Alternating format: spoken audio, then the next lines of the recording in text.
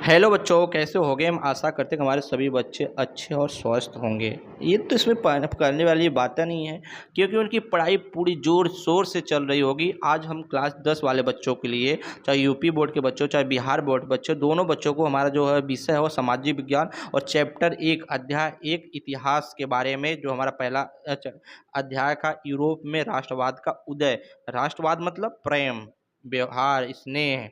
और ये यूरोप कहाँ पड़ता है? ये हमें भारत के पश्चिमी साइड जो द्वीप है वही साइड हमारा यूरोप पड़ता है। इसके पहले मैंने जो है चैप्टर भारत के राष्ट्रवाद को बहुत डिटेल में पढ़ाया हूँ, और जो इस वीडियो को डिस्क्रिप्शन में दे दूंगा, वहाँ से जाके देख लेंगे, ठीक है। इसके बाद मैंने यहाँ पे वेरी वेरी इंपॉर्टेंट क्वेश्चन लेके आया हूँ, जो बोर्ड 2020 से लेकर 2024 के बीच में पूछा गया है। मैंने पार्ट ए को उधर पढ़ा दिया हूँ। आज हमारा जो है पार्ट 2 है। पार्ट ए और पार्ट 2 जो बच्चे देख लिए जान जाओ, उनके बोर्ड एग्जाम में 2025 में कोई यूरोप के राष्ट्रवाद से बहुविकल्पी प्रश्न आएगा, वो नहीं छूटेगा, ये मेरी 101% गारंटी है। और सबसे अच्छी जो तैयारी कराई जा रही है, वो तैयारी कराई जा रही है किस पे? Vision classes VI YouTube channel से जाए, वहाँ पे जो है आप ज्वाइन हुए, जुड़े और अपने ज़्यादा से ज़्यादा दोस्तों और बच्चों को जोड़ें, जिससे उनको अच्छा एक बेनिफिट मिल सके। और सबसे टॉप तैयारी इसमें जो चल रही है हमारी विजन क्लासेस VI चैनल पर चल रही है, ठीक है। हम बढ़ते हैं अपने पहले प्रश्न की तरफ। पहला प्रश्न हमारा कह रहा है, एक्ट ऑफ यूनियन, क्या एक्ट ऑफ यूनियन किस वर्ष पारित किया गया था? बताओ जल्दी, एक्ट ऑफ यूनियन किस वर्ष पारित किया गया था? तो 1600 जो है 88 में, 1707 में, 1778 में, कि सॉरी 88 में, कि 1807 ईस्वी में। कब पारित किया गया? सभी कमेंट में बताओ फास्ट। तो ये हमारा पारित जो किया गया था तो 1688 ईस्वी में किया गया था, ठीक है। Act of union. बच्चे अब दिमाग खोल के रहो कि एक दाव में सारा कुछ उनको याद हो जाएगा, ठीक है। हम बढ़ते हैं प्रश्न नंबर 2 की तरफ। प्रश्न नंबर 2 हमारा क्या कर रहा है? प्रश्न नंबर 2 हमारा जो यहाँ से कर रहा है कि 1889 की फ्रांसीसी, जो 1889 की फ्रांसीसी क्रांति के समय वहाँ किस राजवंश का शासन था? जब 1789 ईस्वी में हमारा फ्रांसीसी क्रांति के समय, जब उस समय फ्रांसीसी जो क्रांति हो रही थी फ्रांसीसी के बीच, तो वहाँ तो उस समय वहाँ किस राजा का मतलब राजा राजवंश का था, मतलब राजशाही शासन करता था। कौन करता था जल्दी बताओ? कि ट्यूडर ने करता था, कि स्टुअर्ट ने करता था, कि बुर्गो ने करता था, कि रोमनोवा ने करता था? जल्दी बताओ कौन करता था भैया यहाँ पे? तो यहाँ पे जो करता था 1889 में फ्रांसीसी क्रांति के समय जो राजवंश था वो हमारा था बुर्बो। कौन था? बुर्बो था, ठीक है। हमारा कौन सा था? बुर्बो। मतलब 2 का आंसर हमारा सी सही है। हम बढ़ते प्रश्न नंबर 3 की तरफ। प्रश्न नंबर 3 क्या है कि नेपोलियन नेपोलियन संहिता किस वर्ष लागू किया था? किस वर्ष लागू किया गया था? 1789 में, कि 1791 में, कि 1801 में, कि 1804 में? कब किया गया था बच्चों? जल्दी बताओ। तो ये हमारा किया गया था 1804 ईस्वी में, ठीक है। कब किया गया था? 1804 ईस्वी में। नेपोलियन संहिता किस वर्ष लागू हुआ था? 1804 ईस्वी में लागू हुआ था। प्रश्न नंबर 3 का हमारा डी सही है। हम बढ़ते हैं प्रश्न नंबर 4 की तरफ। प्रश्न नंबर 4 हमारा क्या करा है? प्रश्न नंबर जो 4 हमारा करा यहाँ से, जर्मनी के एकीकरण के लिए बिस्मार्क ने कितने युद्ध किए? जर्मनी के एकीकरण के लिए बिस्मार्क ने कितने युद्ध किए थे? 1, 2, 3, 4।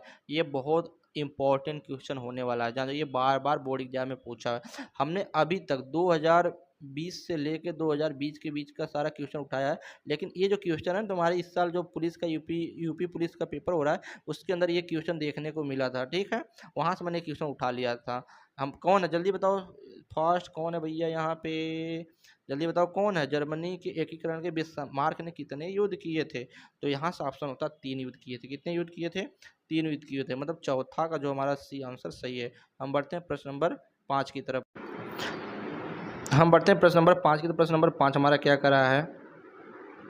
प्रश्न नंबर 5 हमारा जो वियना कांग्रेस में कौन सा राष्ट्र सम्मिलित नहीं था? जो है वियना कांग्रेस में कौन सा राष्ट्र सम्मिलित नहीं थे? ब्रिटेन, रूस, फ्रांस, जर्मनी। कौन सा राष्ट्र सम्मिलित नहीं था बच्चों? जल्दी बताओ। तो ये हमारा जो जर्मनी था, जो है वियना कांग्रेस में सम्मिलित नहीं हुआ था, ठीक है। कौन सा है? हमारा जर्मनी है, मतलब 5वां का डी आंसर सही है।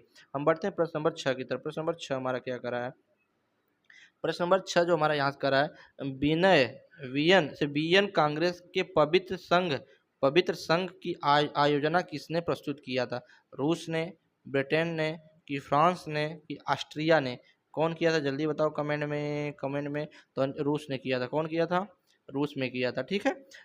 वियन कांग्रेस की पवित्र संघ की जो है स्थापना या प्रस्तुत जो किया था वो रूस ने किया था। हम बढ़ते हैं प्रश्न नंबर 7 की तरफ। प्रश्न नंबर 7 हमारा क्या कर रहा है? प्रश्न नंबर 7 जो हमारा क्या है, यंग इटली के संस्थापक, यंग इटली के संस्थापक संस्थापक कौन थे?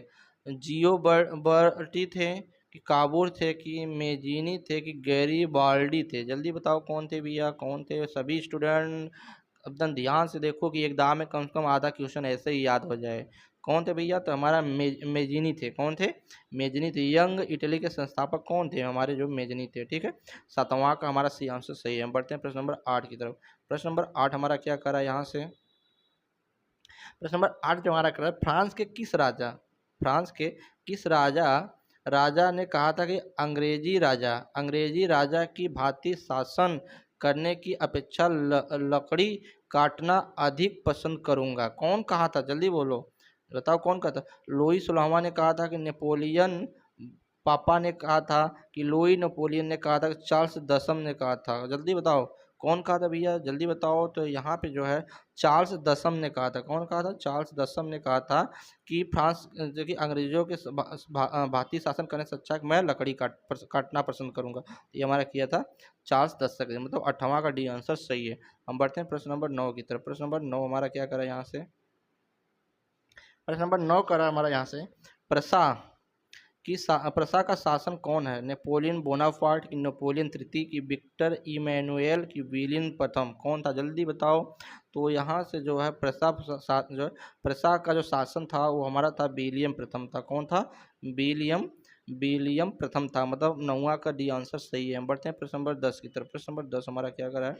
प्रश्न नंबर 10 जो हमारा यहाँ से करा है, कि यूरोप का मरीज किसे कहा जाता था? यूरोप का मरीज किसे किसे कहा जाता था? रूस को, जर्मनी को, तुर्की को, कि यूनान को? किसे कहा जाता है यूरोप का मरीज? जल्दी बताओ यूरोप का मरीज किसे कहा जाता था? तो तुर्की को कहा जाता है। किसको कहा जाता था? तुर्की को कहा जाता था। यूरोप का जो मरीज था वो तुर्की को कहा जाता था। ठीक है, याद रखना एक एक प्रश्न को, बहुत ज़्यादा इंपॉर्टेंट होने वाले, सब बोर्ड में आयो क्वेश्चन में करा रहा हूँ। ठीक है। हम बढ़ते हैं प्रश्न नंबर 11 की तरफ। प्रश्न नंबर 11 क्या करा यहाँ से? प्रश्न नंबर 11 करा कि नेपोलियन ने जर्मनी के किस संघ की स्थापना की थी?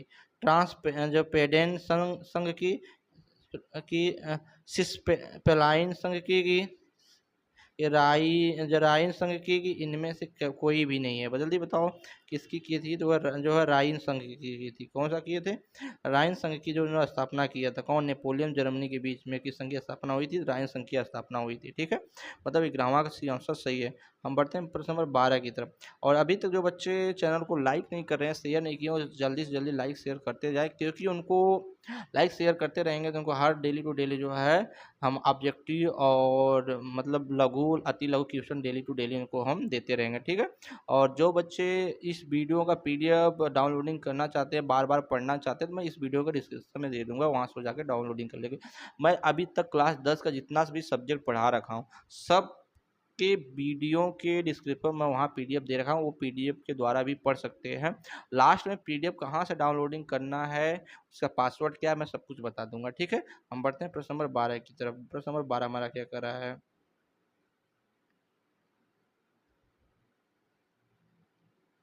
प्रश्न नंबर 12 हमारा जो कह रहा है कि किस संधि द्वारा स्वतंत्र यूनान राष्ट्र की स्थापना हुई थी? जो वियना की संधि द्वारा, कस्तूनतुनिया की संधि के द्वारा, प्राग की संधि के द्वारा, एंड्रियानोपोल की संधि के द्वारा? किसके द्वारा हुआ था जल्दी बताओ, जल्दी बताओ। थोड़ा नाम टेढ़ा ऊंचा है, लेकिन क्या हमारे बोर्ड एग्जाम तो आएगा। तो जो है एंड्रियानोपोल के संधि के द्वारा हुआ था। किसके द्वारा हुआ था? एंड्रियानोपोल की संधि के द्वारा हुआ था। ठीक है। 12वां का डी आंसर हमारा सही है। हम बढ़ते हैं प्रश्न नंबर 13 की तरफ। प्रश्न नंबर 13 हमारा क्या कर रहा है? प्रश्न नंबर 13 करा कि यंग यूरोप की स्थापना किसने की थी? काबूल ने, मेजिनी ने, बिस्मार्क ने कि गैरीबाल्डी ने? कौन किया था जल्दी बताओ। तो यहाँ जो हमारा यंग यूरोप की स्थापना किया था वो जो मेजिनी ने किया था। कौन किया था? मेजिनी ने किया था। मतलब 13 का 20 सही है। हम बढ़ते हैं प्रश्न नंबर 14 की तरफ। प्रश्न नंबर 14 हमारा क्या करा यहाँ से कि नव गुएल्फ आंदोलन कहाँ, गुएल्फ आंदोलन कहाँ हुआ था? इटली में, जर्मनी में, फ्रांस में कि ब्रिटेन में? कहाँ हुआ था जल्दी बताओ। तो ये जो हमारा हुआ था वो हुआ था इटली के अंदर। कहाँ हुआ था इटली के अंदर। मतलब 14 का ए आंसर सही है।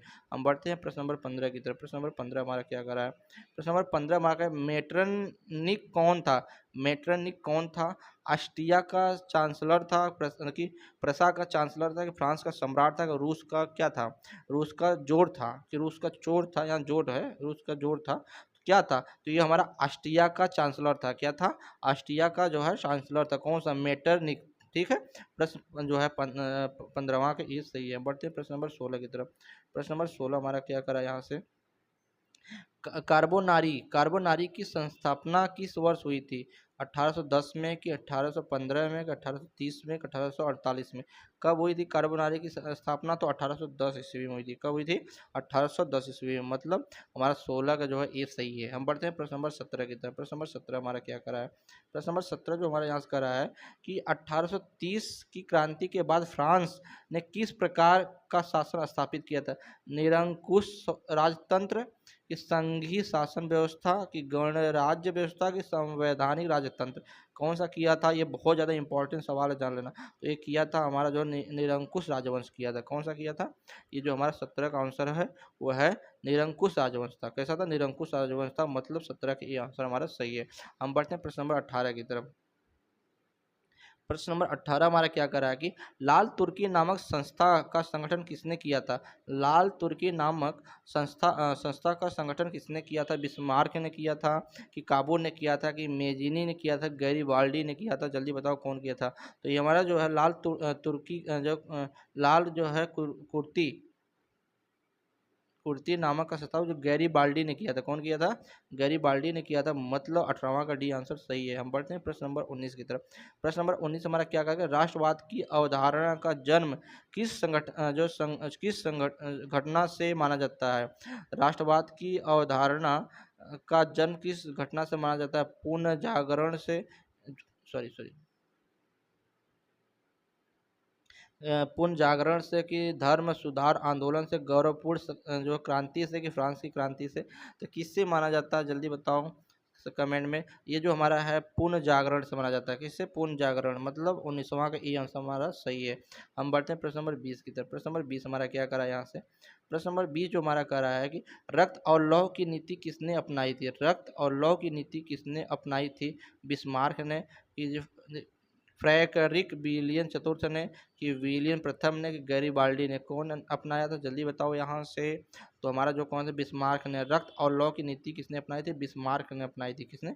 बिस्मार्क ने अपनाई थी। ठीक है, बिस्मार्क ने अपनाई थी। हम बढ़ते हैं प्रश्न नंबर जो है 21 की तरफ। प्रश्न नंबर 21 हमारा क्या कर रहा है? प्रश्न नंबर 21 जो हमारा कर रहा है कि किस युद्ध के बाद जर्मनी एकीकरण पूरा हुआ था? जो है क्रीमिया का युद्ध, सेडाओं का युद्ध, प्रसा डेनमार्क का युद्ध, कि सेडान का युद्ध?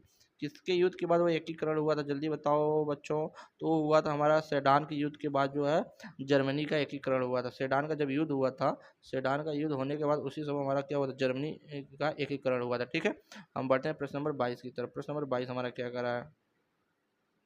प्रश्न नंबर 22 जो हमारा यहाँ से कर रहा है कि किस संधि द्वारा जर्मनी के एकीकरण का पूरा हुआ था? डेनमार्क की संधि द्वारा, कि गैस्टीन की संधि द्वारा, कि प्राग की संधि द्वारा, कि फ्रैंकफर्ट की संधि के द्वारा?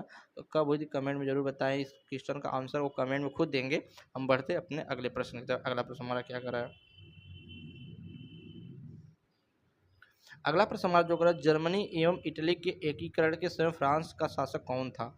जल्दी बताओ। नेपोलियन बोनापार्ट था, कि नेपोलियन तृतीय था, कि विक्टर इमैनुएल था, कि विलियम प्रथम था? विलियम प्रथम था। तो जो जर्मनी और इटली के एकीकरण के समय जो फ्रांस का शासक था वो नेपोलियन तृतीय था। कौन था? नेपोलियन तृतीय था। मतलब जो है हमारा 23 का बी आंसर सही है। और जितने बच्चे इस वीडियो को देखे उनको तो हमारे तहे दिल से धन्यवाद। और लास्ट में मैं फिर करना चाहूँगा कि बच्चों से मेरा रिक्वेस्ट है कि उनका ये परिवार है और ये छोटा सा चैनल है, उनको ये चैनल को अपने भाई परिवार की तरह समझें और इस चैनल को क्या करें, लाइक शेयर सब्सक्राइब करें, जिससे हमारा डेली टू डेली उनको नोटिफिकेशन मिलता रहेगा। और ये वीडियो कैसा लगे कमेंट में मुझे बताना, क्योंकि वीडियो का भाई हमारा आवाज़ स्पीड है, मैं स्पीड पढ़ा रहा हूँ स्लो पढ़ा रहा हूँ, सब जो बच्चे जब तक बताएंगे नहीं तब तक हम उस पर अपने क्या नाम वो जो हमारी कमियाँ है उसको कैसे हम दूर करेंगे। तब तक के लिए बच्चों जय हिंद।